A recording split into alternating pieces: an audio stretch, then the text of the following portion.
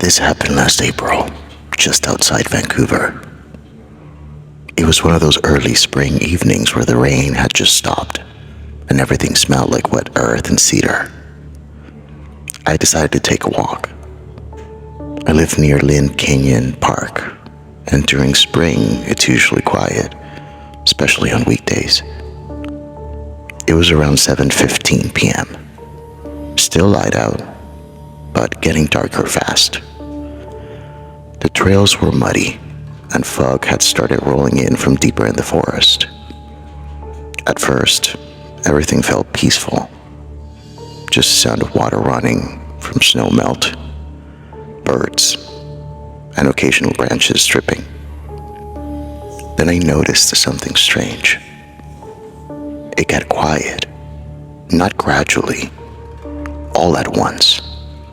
The birds stopped, the wind stopped, even the water sounded distant.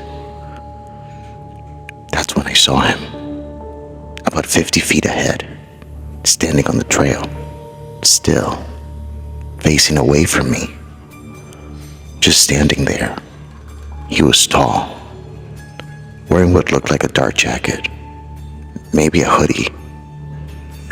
I figured he was just another hiker, but something felt off. He wasn't moving, not even slightly. I slowed down, waited, still nothing. Then the fog thickened, and for a second, I almost lost sight of him. But when it cleared slightly, he was closer. I didn't hear him walk. He was just closer. My chest tightened. I remember thinking, okay, that's weird. I kept walking slowly, trying not to seem nervous, but then I noticed something else. The trail ahead curved slightly, and when I reached the curve, he was gone. No footsteps, no sound, just gone. I stopped, looked around. Nothing, just fog and trees. Then I heard something behind me, a branch snapping. I turned, and he was standing behind me now, closer than before, maybe 20 feet away, facing me. I couldn't see his face clearly through the fog, but I could tell. He wasn't blinking. He wasn't shifting his weight. He was just standing, watching. I felt panic rise in my chest. I turned and started walking faster. Not running, just faster. I didn't want him to know I was scared. But then I heard footsteps, slow, behind me, matching my pace. Step, step, step. I finally turned again, and he stopped suddenly, standing still, watching. That's when I noticed something that made my stomach drop. His clothes looked wet, not from rain, but like he had been submerged. Water dripped slowly from his sleeves onto the trail. But there hadn't been rain for nearly an hour, and the ground around him didn't have footprints, just wet marks. Then he tilted his head, slowly, like he was studying me. That's when I turned and I started walking fast toward the exit. My heart was pounding now. The fog was thicker. The trail felt longer than usual. Then I heard it again. Footsteps, faster now, behind me. I broke into a jog. Then I saw the parking lot ahead. Relief hit me.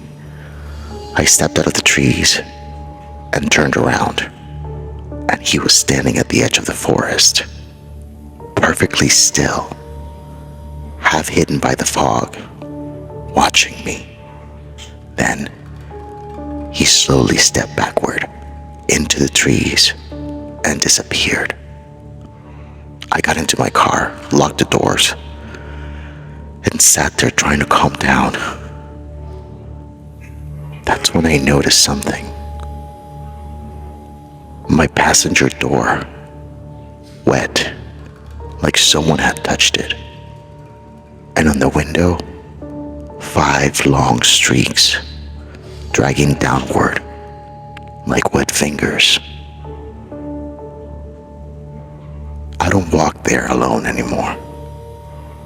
But sometimes, when fog rolls in during spring, like now, I think about that man, standing perfectly still, waiting. And I can't stop thinking, what would have happened if I hadn't left when I did? The story I just told was sent by a subscriber. But they weren't the only ones who shared stories about Lynn Canyon Park. A lot of people have died there, and it's no wonder why so many hauntings appear. The second story reaffirms that. I didn't believe in ghosts before this happened. I actually used to make fun of people who did. I grew up in North Vancouver, and Lynn Canyon Park was one of those places I've been to dozens of times. Hiking, late night walks, even crossing the suspension bridge at night just for the thrill. It never felt haunted until last spring. And now, I won't go anywhere near that place after dark. This happened in late April, just after the rain season. The forest was still wet, the air cold, and the days were getting longer, but nights still fell fast in the canyon. If you've ever been to Lynn Canyon, you know how dark it gets. Once the sun drops behind the trees, it's like someone flipped a switch. Everything turns black and quiet, too quiet. I had just gotten off work around 8:30 p.m. I live about 15 minutes from the park, and I've been dealing with stress, anxiety, just a lot going on in my life. So I decided to go for a walk. Nothing unusual. I've done it before. I've parked near the entrance, and right away I noticed something. There were no cars. None. Which was strange, because even late, there's usually at least 1 or 2. But I didn't think much of it. I grabbed my phone, turned on the flashlight, and started walking down the trail toward the suspension bridge. The forest smelled damp, like wet cedar and earth. The only sound was a creak far below and my shoes on the gravel. About 5 minutes in, I got that feeling. You know the one. Like someone is behind you. I stopped walking, turned around. Nothing. Just dark trees and shadows. I told myself I was being paranoid and kept walking. Then I heard it. Footsteps behind me. Slow, soft, crunch, pause, crunch. I stopped again. The footsteps stopped. I turned around quickly. Nothing. But this time, I felt it stronger. Like someone had just stepped off the trail, watching me from the trees. My heart started beating faster, but I told myself it was probably another hiker. Maybe someone walking without a flashlight.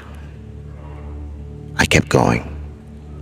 That's when I realized something else. I couldn't hear the creak anymore. It was just like the forest had gone silent. No wind, no animals, just stillness. And then I heard something else. A woman's voice behind me. very faint. "Hello?" I froze. It sounded far away, weak, almost like someone lost. I turned around again. "Hello?" I called. No response. Then I heard it again, closer. "Can you help me?" My stomach dropped. It sounded like a woman, quiet, almost crying, coming from deeper in the trees. I stepped toward the sound. "Are you okay?" I asked. No answer. Then I heard something move, branches shifting slowly, but something felt wrong. The voice sounded off, like it wasn't coming from one place, like it was echoing. But there were no walls, just forest. Then I noticed something. There were no footsteps. Whoever it was wasn't walking, just moving. I felt uneasy, but I kept moving slowly toward where I thought the voice was coming from. Then I saw her, standing between the trees, about 20 feet away. A woman, long dark hair, wearing what looked like a gray hoodie. Her head was tilted down, and I couldn't see her face. "Are you okay?" I asked. She didn't answer, just stood there, completely still. Then I noticed something else. She wasn't wearing shoes, bare feet, standing in mud. That's when I felt fear, real fear, because she hadn't made any noise walking, not one sound. Then she slowly lifted her head, and I wish I hadn't looked. Her face looked wrong, pale, too pale. Her eyes looked dark, like there was no light reflecting in them, and her mouth hung slightly open, like she was about to say something but couldn't. Then she spoke, but her voice didn't match her mouth. "You came alone." My heart slapped in my chest. I stepped back. She didn't move, just stared. Then she tilted her head slowly, too slowly, like something trying to imitate human movement. Then she took one step forward. I heard nothing. No gravel, no leaves, just movement. Then she took another step, closer. I backed away. "Are you okay?" I asked again, but my voice sounded weak. Then she smiled, slowly, and whispered, "You shouldn't be here." Then she vanished. Not walked away, not turned, just gone. I stood there frozen. My mind couldn't process it. Then I heard footsteps behind me, fast, running. I spun around, nothing. Then I heard something on the trail ahead. Footsteps, running again, like someone circling me. My chest tightened. I started walking quickly back toward the suspension bridge. That's when I realized something worse. I was heading deeper into the park, not toward the exit. I had turned around without realizing. Panic hit me. I pulled out my phone, but my signal was gone. No service. Then I saw the bridge, the suspension bridge, stretched across the canyon, swaying slightly. Dark, empty. I hurried toward it. Halfway across, I heard it. Footsteps on the bridge behind me. Slow. The bridge shifted slightly. Someone was walking. I turned around. No one. But the bridge kept moving. Step, step, step, coming closer. My breathing became shallow. Then I heard her voice again, right behind me. "Don't leave." I ran. The bridge swung violently. I reached the other side, stumbling onto the platform. Then I turned back and I saw her, standing in the middle of the bridge, barefoot, hair hanging forward. Then she lifted her head and smiled. Then she stepped off the side. No scream, no sound, just dropped into darkness. I stood frozen. Then I heard something below. Footsteps, walking from the bottom of the canyon, coming up, fast, impossibly fast.